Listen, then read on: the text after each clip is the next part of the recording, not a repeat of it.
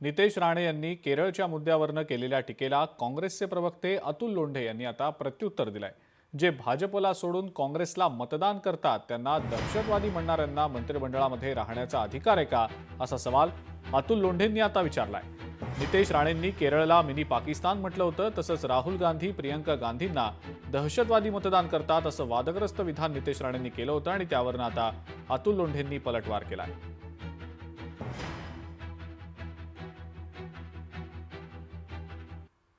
12,000 आमच्या हिंदू भगिनींनी त्यांच्या भगिनींचं आयुष्य तरी वाचवलंय, ते पण केरळ सारख्या राज्यामध्ये।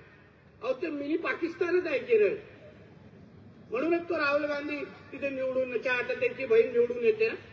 सगळे अतिरेकीच त्याला मतदान करतात। खरंच आहे, विचारा, ते काय अतिरेकींना धरूनच हे लोक खासदार झालेले आहेत। नितेश राणे सारख्या व्यक्तीकडनं अजून आपण दुसरी कुठली अपेक्षा करू शकतो?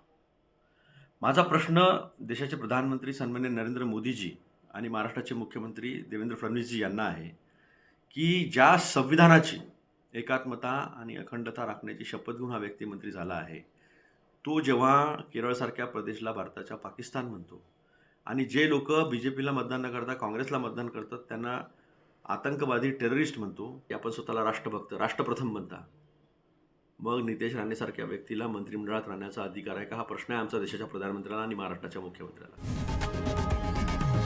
लोकशाही मराठी ऐका, पहा, जागरूक रहा।